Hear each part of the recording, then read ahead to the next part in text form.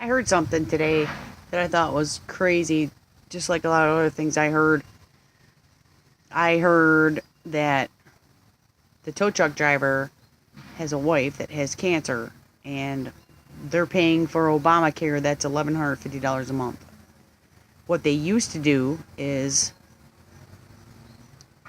have the wife have insurance for a year and get everything taken care of that she needed, and then they would cancel her insurance, and then the husband would go ahead and keep him on for a year and then cancel, and they were going back and forth like that.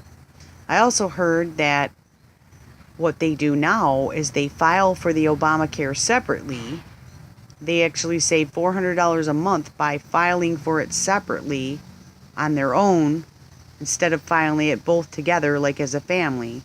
And they get a $400 less charge than what they're paying now.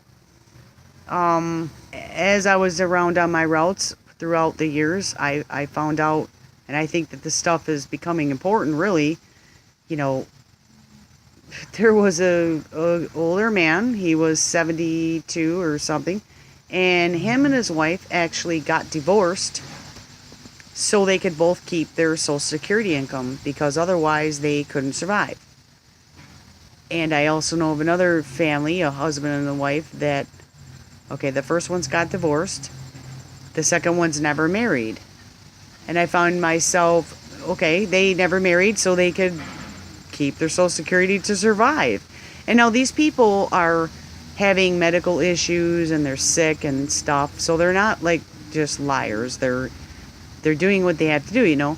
And I find myself in that same position. I never got married for that same reason, so I could get the medical to take care of our autistic son. But when I did that, I am stuck between income limits. They only allow me to make approximately, I can't remember the total amount right now, but when I was making $1,000 a month, which would be $250 a week, they wouldn't bother me. But when I was making anything more than that, or having a car worth more than $2,000, you're knocked off everything, because they think you have an asset, and then you could pay for your medical insurance, or you could, I mean, this is just really crazy. So the government, whoever's in charge, I don't know any of this stuff, guys, but you all do. I know you do.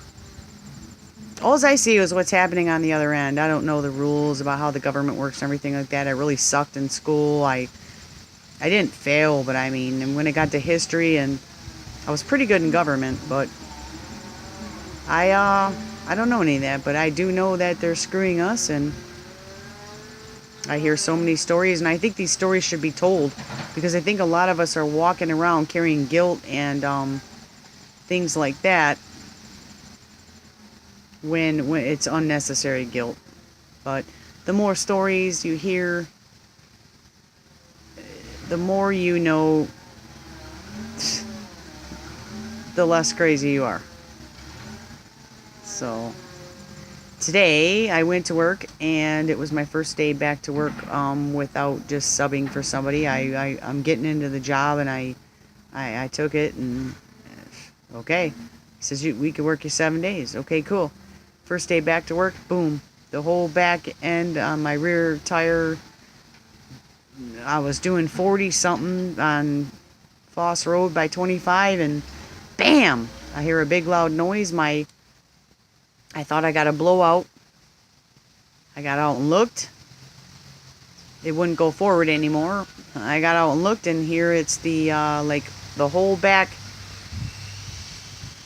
holds the axle up and everything, I would assume. The whole thing was sitting inside of the tire in the rim and rubbing, because I heard bang, and then I heard grinding. And when you get a blowout and you're riding on the rim going fast, you hear the roaring. It wasn't that. I looked under it, and you should see. And the tow truck driver came, and he said it's all rusted out. The whole main frame's rusted out.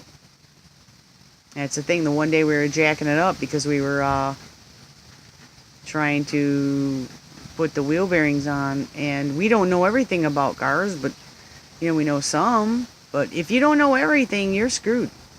But anyway, the whole frame's rusted out. The rear end up in where the shocks and everything's rusted out. He said if they can fix this, you're only going to be able to use this to just do short distances, for like emergencies. And I'm like, that's great. So here we are. We're going to have another repo. Our roof's been leaking for 4 years, 3 years. I don't know how long. We're in foreclosure. My mom just passed away the 28th of August. It's now September 12th. Her wake's coming. Her memorial's coming. I had to borrow money to cremate my mom. She had no life insurance. My son still has no medical insurance. I have to call Medicaid. I've been waiting 3 months. After a month and a half, they told me it was sent to the wrong file. I've been waiting another month and a half, and nothing. I've heard nothing. So it's like nobody is helping you. Nobody is doing anything. And I go out and try. My first day back to work after being out of work for 3 months. My boyfriend has MS. My son has autism. I'm trying my ass off. I'm doing everything I can. The first day, boom, I'm without a van. The van comes in real good handy when you're doing delivery. The van comes in handy for a lot of things, but now, owing the amount I owe on the loan, I had to get a bad loan on a old car. It's not worth it anymore. It's not worth it. So, here it is. This is the photo. This is the video. First day back to work, and now I couldn't even finish the route, and then nobody at work answered the phone, so they do not know. See that? They do not know I didn't finish. It's all rusted out. This is the rear end of the car. He couldn't even hook the tow truck chains up to a good spot because he said it was that rusted out. So, something's wrong here, but I tell you what, my electric got shut off like 4 days ago. I don't know the exact date.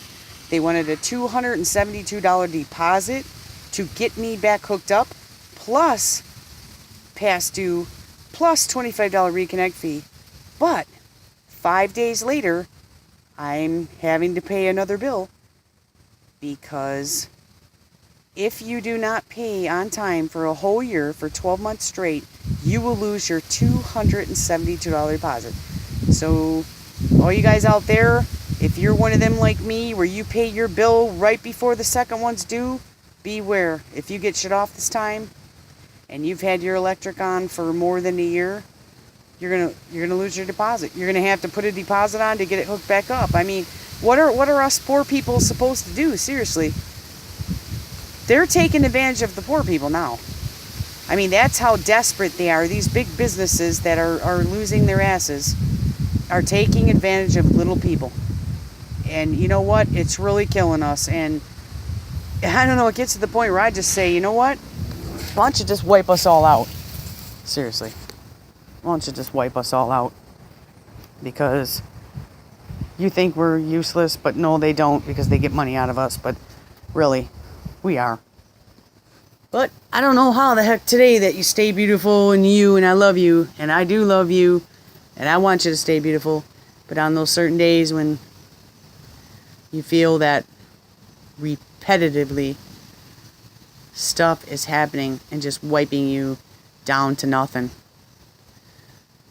hang in there.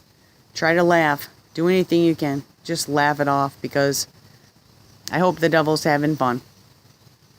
I really do. Because I'm going to get up tomorrow, and I already got it where I'm going to go help somebody else out at work. That's what I'm going to do. I don't know. So, thanks for watching. Stay beautiful, stay you, and I love you.